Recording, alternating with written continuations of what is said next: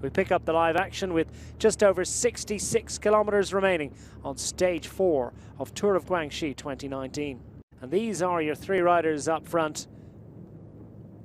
And it is the Chinese favourite, Wang Meiyin, who's gone up the road, representing the colours of Bahrain Merida. He's been joined by Hamish Schroers of Israel Cycling Academy. And as I mentioned, Ryan Mullen, representing the interests of the Trek Segafredo squad, who have designs on the King of the Mountains jersey.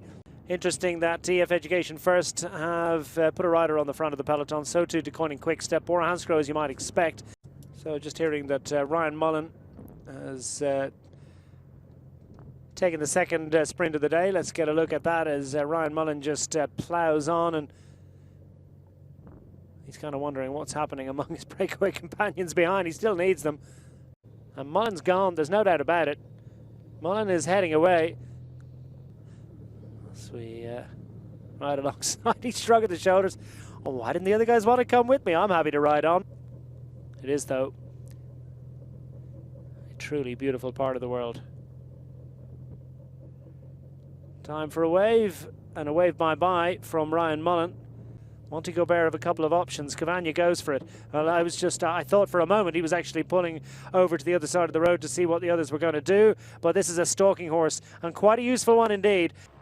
And the riders behind. Guillaume Martin's been marshalled and looked after. Martin is there. Antoine Tolhoek is in perfect and prime position. Looks like Peter Stetina fancies going racing for honours today for the Trek Segafredo squad. It's not going to happen today for Remy Cavagna, as he's overhauled. Enric Mas up the middle. Here comes the attack. Is this Martinez going for glory for the EF Education First squad? Mas immediately responds. Antoine Tolhoek looks to get on his tail. Well inside the final kilometre now. And Martinez, Dani Martinez, the Colombian rider, ahead of Spain's Enric Mas. Mas goes because he sees Tolhoek. And Tolhoek, the diminutive figure for the Jumbo-Visma squad, the 25-year-old Dutchman. Tolhoek goes back to the front. Doesn't want to let anyone get back into contention here. Mas is playing a canny game, so too is Martinez. And that is an extremely steep. To go to the left-hand side of the road, you'd hardly walk up that bit.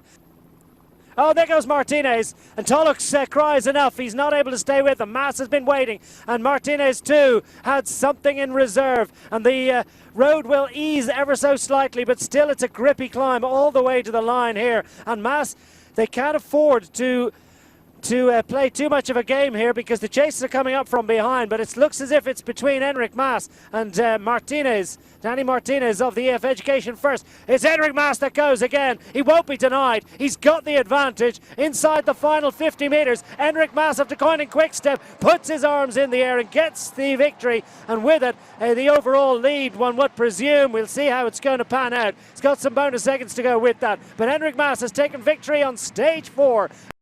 Let's get a look at this again. Well inside the final 50 metres, and that tells you something. There was no winding up for a 200-metre sprint here. This was a really tough climb, and it takes a really tough climber.